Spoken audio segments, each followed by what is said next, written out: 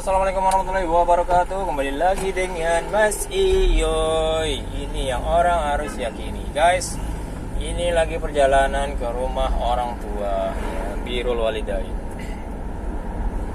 Jadi kita mau nganter orang tua ke acara keluarga besar pernikahan sepupu saya. Tuh, jadi ini mau nganter orang tua ke sana. Orang tua berlawanan arah dengan arah tempat pernikahannya, guys. Tempat pernikahannya itu daerah Temanggung, guys. Dan orang tua saya di Tegal, jadi ya, Tegalnya ke kiri, Temanggungnya ke kanan. Tapi ya nggak apa-apa. Ya, namanya juga kita berbuat baik sama orang tua, itu bentuknya bisa apa saja. Tidak harus melulu mengenai uang, ya. Memang sih di surat Al-Baqarah itu disebutkan wa yas'alunaka madza yunfiqun qul ma anfaqtum min khairin faliwalidayna wal aqrabin wal yatama wal masakin wa bani sabil. Jadi mereka bertanya kepadamu mengenai infak, ya kan? Pada siapa diberikan, maka yang paling pertama diberikan adalah kepada kedua orang tuanya.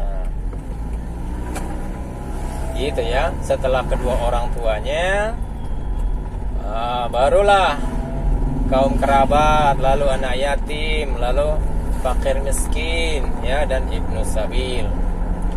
Tapi guys, terkadang kan gak semua orang ya punya uang banyak, ya kan, punya kelebihan rizki. Maka Allah tetap membuka peluang pahala ya bagi orang-orang yang mungkin rizkinya itu kurang lapang lah, bisa kita sebut seperti itu.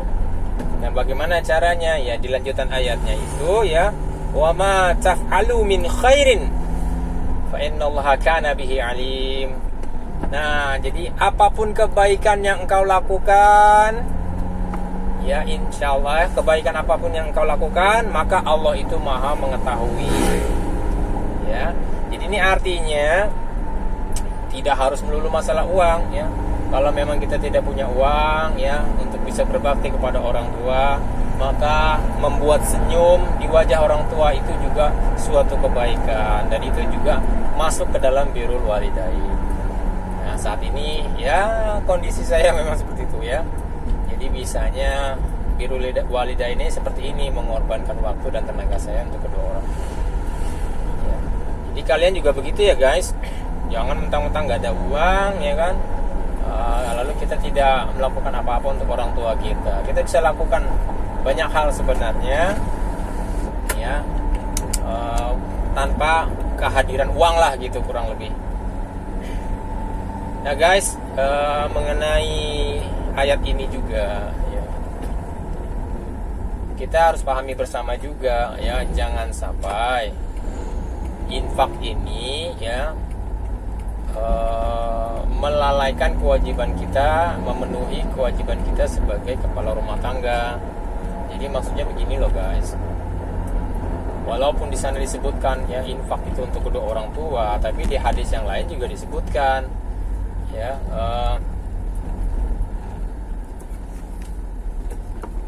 khairu sadaqatu, ya, an zahri ghina.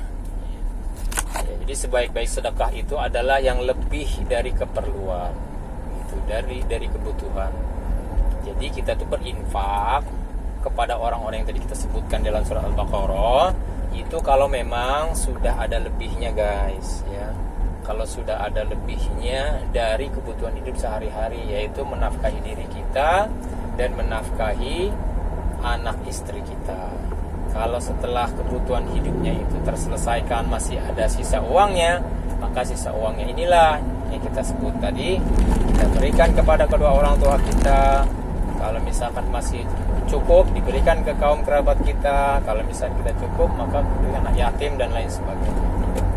Begitu, guys, ya. Sehingga kita tidak menzolimi keluarga kita. Jangan sampai kita memberikan semua uang kita kepada kedua orang tua kita, akan tetapi anak kita malah, anak istri kita malah terbengkalai. Jadi baik-baiklah kita membagi keuangan kita, ya, bagi orang-orang yang mungkin ekonominya itu terbatas. Ya, masalah rezeki memang masalah sensitif ya guys. Akan tapi ya begitulah Islam mengaturnya. Oke guys, semoga jangan lupa klik like, share, dan subscribe. Insya Allah itu semuanya akan menjadi wasilah atau sarana mendapatkan amalan jariyah, ya, amalan saleh jariyah, pahala jariyah. Kita ketemu lagi nanti ya. Pokoknya saksikan terus sampai habis ya. Ikuti perjalanan Mas Iyo ini sampai akhir ya.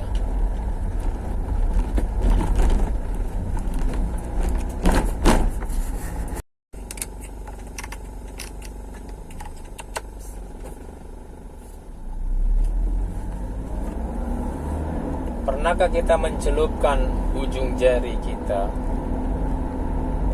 di pantai, di lautan?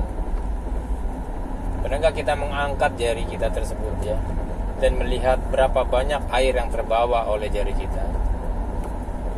Tahuilah guys, sesungguhnya perbandingan dunia dan akhirat itu adalah bagaikan tetesan air yang terangkut oleh jari kita dibandingkan dengan luasnya lautan samudra. Maka bagaimana mungkin manusia yang mengetahui akan hal ini mau menukar kehidupan akhirat dengan kehidupan dunianya? Karena itu, jika kita mendapatkan sesuatu di dunia ini, janganlah terlalu senang, karena yang didapatkan hanyalah satu tetes saja. Dan jangan pula sesuatu yang luput dari kita berupa kesedihan atau kemalangan membuat kita terlalu bersedih, karena pada dasarnya yang luput itu hanyalah setetes saja.